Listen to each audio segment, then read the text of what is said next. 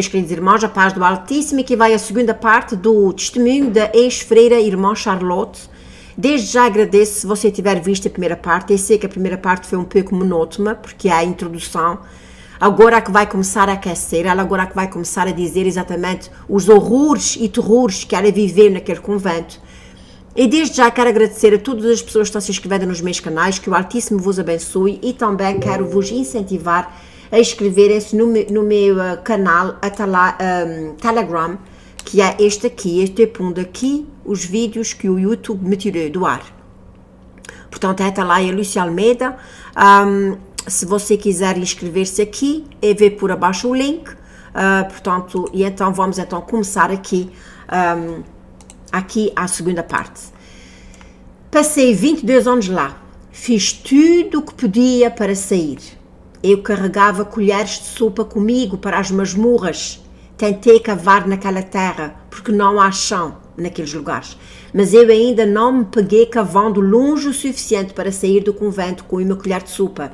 E isto era o único instrumento que eu tinha. Acabei essa frase no vídeo número 1. Porque quando usamos a pá, temos que fazer um trabalho muito pesado. Quando usávamos a pá, estávamos sempre sendo guardados. E estávamos sempre vigiados por duas freiras mais velhas. E elas depois fazem um relatório sobre nós, e eu garanto que você não vai tentar cavar com uma pá. Você não iria muito longe de qualquer maneira, porque eles fizeram e construíram aqueles conventos de maneira que nenhuma freira daquelas freiras novinhas possam escapar. Este foi o seu propósito, de construí-los à medida que eles construíram. Não há como escapar, a menos que Deus crie um meio. Mas eu acredito que Deus está abrindo caminho para várias meninas, depois para elas saírem do convento. Agora vamos falar no novo tipo de voto. Lembra-se que ela tinha mais ou menos até 16 anos. Tá bom, agora que chegou a hora, tinha 18 anos, quando a madre começou a falar comigo. E agora planejava sair. Eu vi depois do meu véu branco. Eu queria ser uma irmãzinha que amamentava a Igreja Católica, mas a Madre Superiora, supondo que estava cuidando da minha vida, supunho que percebeu que eu tinha muita resistência. Eu tinha um corpo forte. Acredito que a mulher estava me observando, porque um dia ela me pediu para eu ir ao escritório e começou a me dizer: Charlotte, você tem um corpo forte. E ela disse: eu acredito que você tem possibilidade de ser uma boa freira, uma freira enclausurada, quer dizer, daquelas que ficam lá dentro e não saem. Eu acredito que você é do tipo que estaria disposta a desistir da sua casa, da sua mãe, do seu pai, a desistir de tudo o que você ama no mundo por assim dizer, e se esconder atrás das portas do convento. Ela disse: eu acredito que você é o tipo que pode estar disposta a sofrer. Fomos ensinadas a acreditar, como freiras, que temos que sofrer muito pelos nossos queridos, pelos nossos entes queridos, que já estão no purgatório. E o padre disse que eles só serão libertados do purgatório através dos nossos sofrimentos, mais cedo ou mais tarde, por causa do nosso sofrimento. Ela sabia que eu estava disposta a sofrer. Eu não murmurei. Eu não reclamei. Ela sabia que tudo isso estava cuidando da minha vida, e é por isso que ela começou a falar sobre o meu véu preto. E então, claro, você sabe, eu não sei se você sabe, mas uma freira enclausurada, eu não conhecia a vida delas, eu não sabia como elas viviam, eu não sabia o que elas faziam. Mas você sabe, esta mulher começou a me dizer: você vai ouvir muitas coisas, tentando me dizer vários lugares para onde eu devia viajar. Vamos ouvir muitos católicos romanos tentando me dizer que eu estive tão enclausurada. Eu sei tudo sobre eles, mas você sabe que um católico romano pode mentir para você, e eles não precisam de confessar e contar ao padre sobre a mentira que eles contaram, porque eles estão mentindo para proteger a sua fé. Ok. Quero dizer aos irmãos que isso, por outras palavras, a Madre Superiora viu capacidade nela e disse a ela: olha, tu és uma mulher forte, eu acho que tu podes muito bem, como é que é dizer, está disposto a sofrer, porque senão as armas da tua família que estão no purgatório não vão sair. Irmãos, nós sabemos que isto é um ensinamento falso e ela própria diz isso mais à frente. E então ela diz que se ela estava disposta a sofrer. E ela disse que eles podem contar mentiras que queiram para proteger a sua fé e nunca ir ao confessionário e contar ao padre sobre isso. Eles podem fazer tudo isso e mais ainda.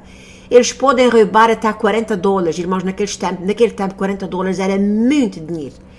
E não precisam contar ao padre.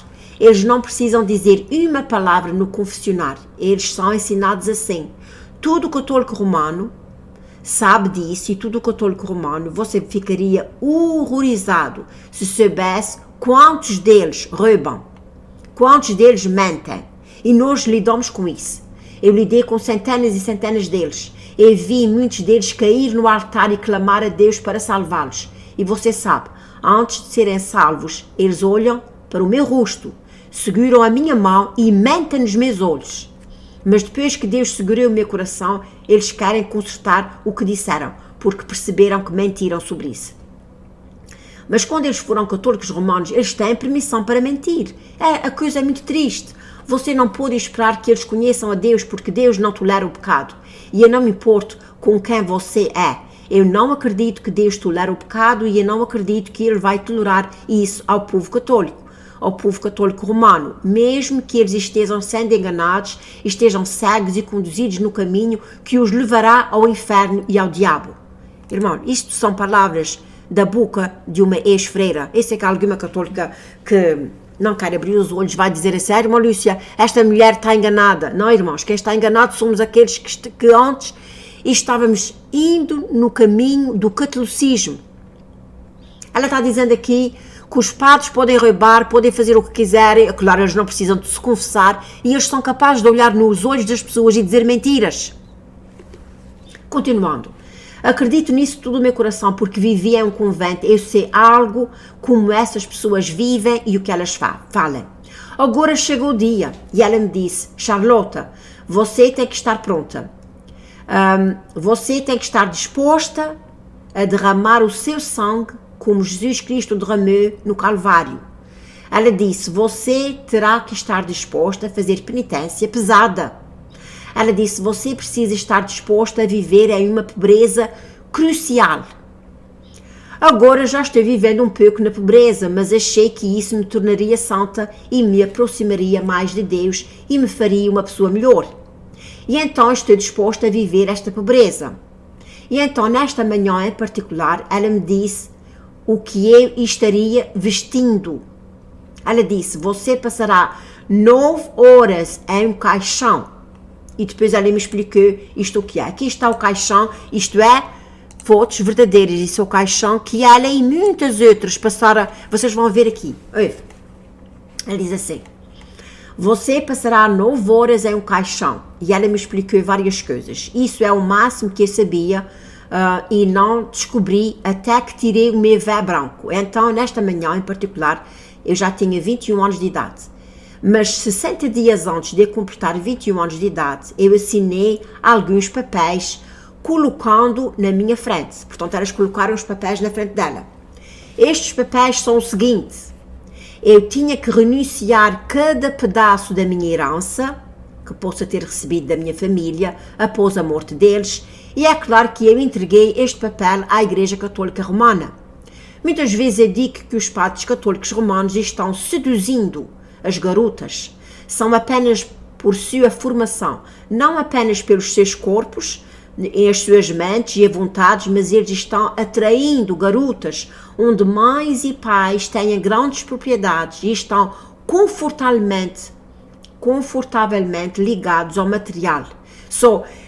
Ele está dizendo que, isso foi naquela altura, ela disse que naquela altura os padres convenciam as garotas que tinham mais dinheiro, que eram mais ricas, para irem para os conventos, que é para depois elas deixarem as propriedades para a igreja. Irmãos, vocês podem investigar isso e vocês vão ver que isso é verdade. Vocês estão vendo como é que este caixão está aqui tudo ruído, porque elas tentaram sair daqui de dentro várias vezes. Vejam que só tem aqui umas coisas que prendi aqui, de lado de lá. Vamos ver então. Porquê? Porquê é que eles faziam isso? Porque quando aquela criança entrar no convento, eles vão receber uma parte do dinheiro dela, do dinheiro do pai dela, e eu costumo dizer que até a salvação da Igreja Católica vai custar muito dinheiro, mais do que você possa imaginar. E então eles não se importam em comercializar aquela criança e a herança que irá vindo através dela. E assim nesta manhã em particular eu disse à Madre Superiora, dê-me um tempo para pensar. Ela não me obrigou a fazer isso, ninguém o faz. Mas eu pensei sobre isso por alguns anos e então um dia disse a ela, eu acho que eu vou me esconder atrás das portas desse convento, porque acredito que poderia dar mais tempo a Deus, eu poderia orar mais. Ok, naquele dia passei 9 horas num caixão. Eu acreditava que poderia estar em uma posição onde poderia afligir mais duro ao meu corpo, porque fomos ensinados a acreditar que Deus sorri do céu quando fazemos penitência, quando fazemos algum sofrimento. Eu não sabia de nada, porque muitas vezes eu digo, se eu pudesse olhar para o coração das freiras pequenas, aquelas freiras que estavam com ela, aquelas moças, que se você fosse um cristão, você clamaria imediatamente diante de Deus em favor dessas meninas, porque elas são pagãs. Elas não sabem as Sagradas Escrituras. Não faz diferença a quantidade de educação que nós temos. Nós ainda somos pagãos. Não sabemos nada sobre o adorável Cristo, nada sobre o plano da salvação. E estamos vivendo como ermitas no convento. E assim, nesta manhã em particular, eu venho andando por um corredor novamente. E posso dizer naquela manhã anterior, não posso aprofundar muito, porque nunca seria capaz de cobrir o suficiente. Ela está dizendo, por mais que ela fale, ela não pode dizer o suficiente, o que ela passou naquele convento. Portanto, nesta manhã eu estava caminhando por aquele corredor, mas eu não estou usando uma vestimenta de casamento. Portanto, ela não estava usando essa vestimenta de assim.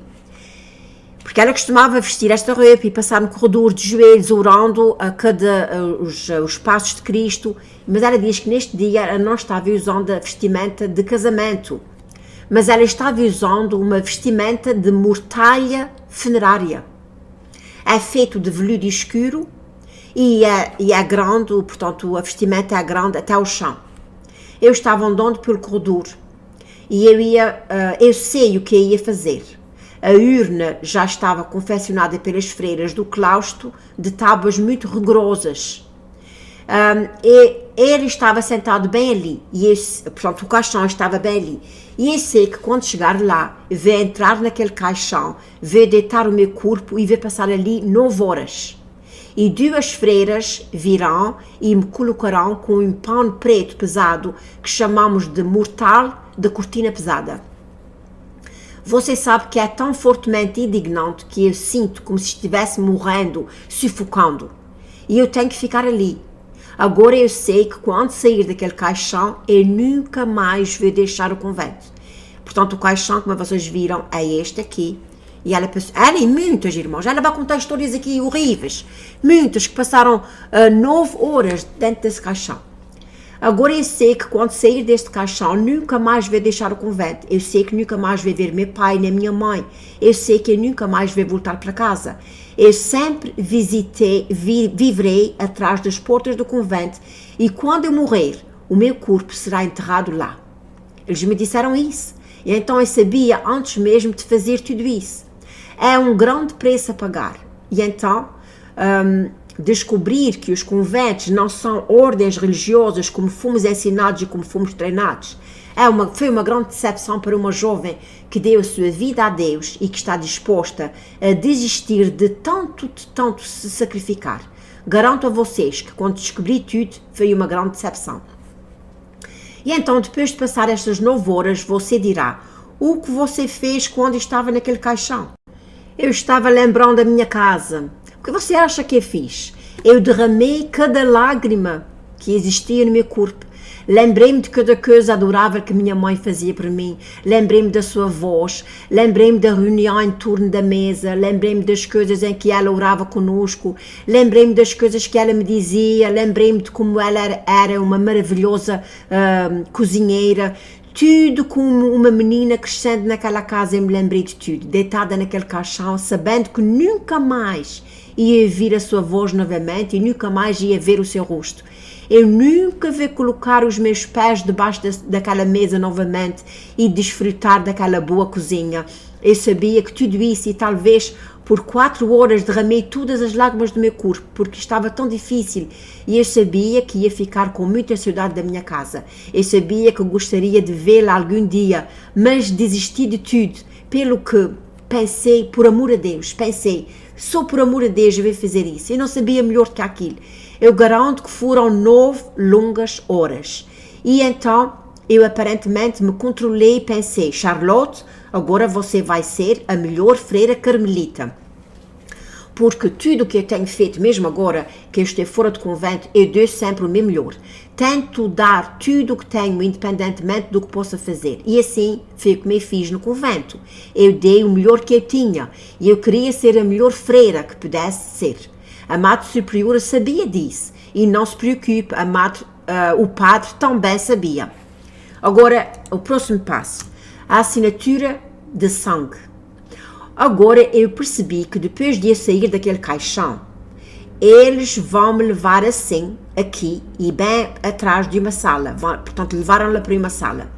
Nós o chamamos de quarto da Madre Superiora. Agora, eu nunca estive naquele quarto em particular, não sei o que é que eles têm lá.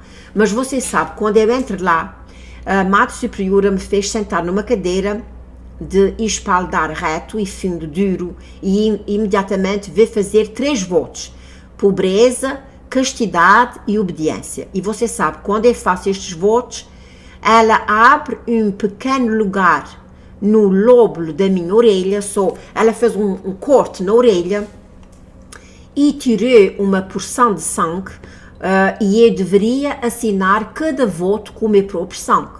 E depois disso acontecer, veio fazer o voto da pobreza. Agora, quando eu assino este voto da pobreza, eu assino assim: estou disposta a viver em pobreza crucial e equilíbrio da minha vida enquanto eu viver. E como é que é a pobreza? Claro que nós, as freiras, não sabíamos. E então, o meu próximo voto veio fazer o voto de castidade. E você conhece esse voto, é claro, você sabe o que é que significa. Eu fui ensinada a acreditar que sou casada com Jesus Cristo, que eu sou a sua noiva e que eu sempre serei virgem. Nunca mais me casarei legalmente neste mundo, porque já sou a esposa e noiva de Jesus Cristo. Depois que o bispo me casou com Cristo, ele colocou um anel no meu dedo e isto significava que eu estava selada com Cristo. Selada. Sou casada com ele e aceito porque não conhecia melhor do que isso. Agora eu estou jurando que sempre permaneceria virgem, porque sou a noiva de Cristo. E eu quero que você ouça com atenção. É claro, no meu último voto de obediência, quando assinamos esse voto, asseguro que já sei o que significa obediência. Estava morando no convento e lá eles exigem absoluta obediência. Você não consegue sobreviver com nada, nem mesmo por 2 minutos. Quer dizer, você não consegue sobreviver com isso. Você tem que entender o que significa obediência. Eles exigem isso e você vai aprender a saber o que é isso. E é muito mais do que você pode imaginar, muito mais rápido do que você pode pensar. Obediência absoluta. Tudo isso agora o que significa? Atribuir votos como este. Deixa-me explicar-te o que é. Significa que você nunca mais saberá. Porque a maioria das pessoas que você conhece alguma coisa, vocês sabem muito pouco sobre obediência, ok? Um sentido de obediência, você nunca saberá o que uma freira daquelas jovens sobre obediência. Garanto-lhe uma coisa, a menos que você esteja no convento, você não sabe o que é obediência em absoluto. Tudo bem, aquele voto em particular, quando eu assinei com o meu próprio sangue, fez algo para mim, porque depois que eu assinei estes votos, você percebe que eu assinei tudo o que eu tenho. Eu assinei largar os meus direitos humanos. Eu me tornei um humano mecânico. Eu não posso me sentar até que elas me mandem. Eu não me atrevo a levantar até que eles me mandem. Eu não posso deitar até que eles me mandem, nem ouso levantar. Não posso comer até que eles me mandam. E o que eu vejo, eu não vejo. O que eu ouço, eu não ouço. E o que caí, eu não sinto. Eu me tornei um ser humano mecânico. Mas você não sabe disso tudo até que tenha assinado todos os teus votos. Então vocês percebem, eu sou agora, portanto passei a ser um humano mecânico. E é claro que eu agora pertencia a Roma. Garanto-lhe isso. Tudo bem, depois destes votos específicos, nós tornamos mulheres esquecidas de convento. Em pouco tempo você entenderá o que é que eu estou falando. E imediatamente após eu ter feito estes votos, a Madre Superior veio ter comigo e disse o meu nome. O meu nome agora é o nome de uma santa padroeira, quer dizer, ela tem o seu nome, ela perdeu. Ela me ensina a acreditar que aconteça o que acontecer comigo no convento, eu posso orar àquela padroeira e esta padroeira vai interceder e fará as minhas orações chegarem a Deus, porque eu não sou santo o suficiente para estar na presença de Deus. Não é de admirar que as freiras pequeninas nunca possam chegar perto o suficiente de Deus. Ela está falando daquelas freiras jovens. Sempre fomos ensinados que nunca seremos santas o suficiente para estar em presença e sempre temos que passar por outra pessoa para fazer uma oração a Deus. E nós acreditamos que era desta maneira. E agora toda a identificação de quem era a irmã Charlotte foi descartada. Foi tudo tirado de mim. E se você entrar no convento e pedir pelo meu nome de família, eles dirão que esta pessoa não existe lá. Por outras palavras, eles apagaram a pessoa Charlotte. Eles apagaram completamente. Apagaram a sua identidade, tiraram o seu nome de família. E se alguém fosse ao convento pedir se tinha lá uma senhora Charlotte, eles diziam que essa pessoa não estava lá. Ela diz assim, eu não existia, embora estivesse lá. Eles escreveram-me como outro nome. Depois a Madre Superior cortou cada pedacinho do cabelo da minha cabeça. Ela cortou com a tesoura. Eu quero vos dizer que não sobrou nada, nem uma mecha do meu cabelo. É claro que se você fosse freira, entenderia que o capacete que nós usamos é muito pesado. E ia ser muito complicado nós cuidarmos do nosso cabelo. Nos conventos não havia pentes. Então você pode imaginar como seria difícil para nós cuidarmos um cabelo. Não é necessário e também não é necessário pente e nós também não temos tempo para cuidar do cabelo. Agora eu tenho um véu negro. Estes são os votos perpétuos. E eu estou lá e vou ficar lá. Você sabe, até agora, uma vez por mês eu recebia uma carta da minha família.